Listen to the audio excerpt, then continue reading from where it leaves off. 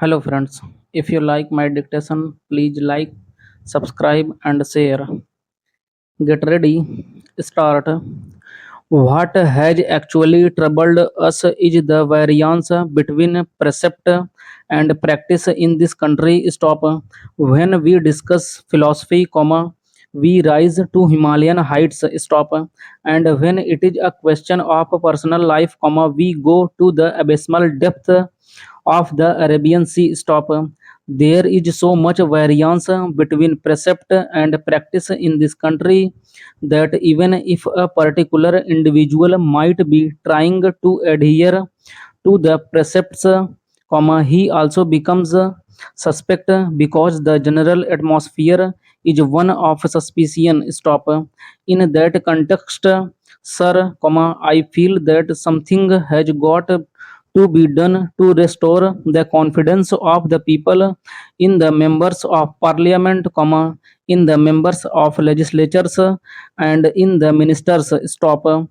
Now my friend made a suggestion that after all, we are all answerable to the people in this country, and when representatives come through elections and people vote for them, that is a sure proof of the people's confidence in those elected representatives.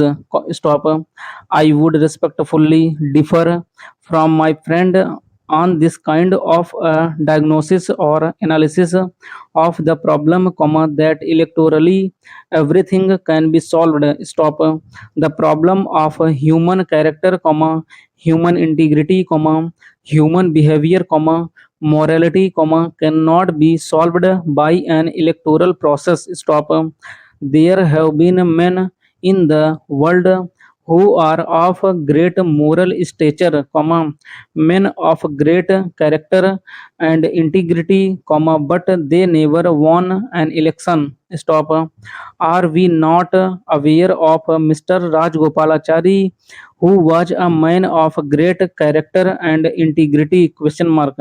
Nothing can be said against him. Stop.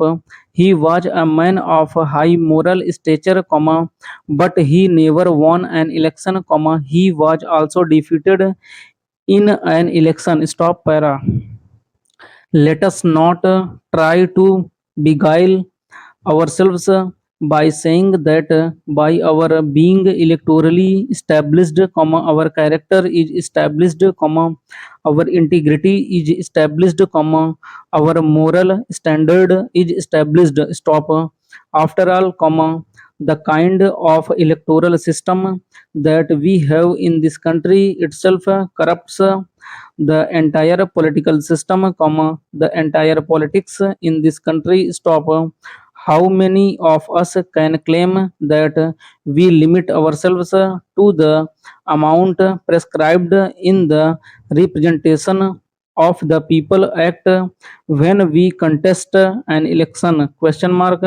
Which member of parliament does not spend above that amount? Question mark.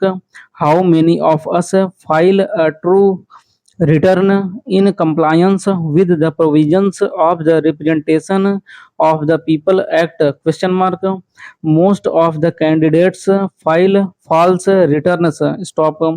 And this has been taken as an accepted way of life. Stop. Therefore, we should not accept that once it is electorally established that somebody has been elected, he must automatically be deemed to be a man of character, a man of integrity, and so on and so forth. Stop. Such a proposition, at least, I personally cannot accept. Stop.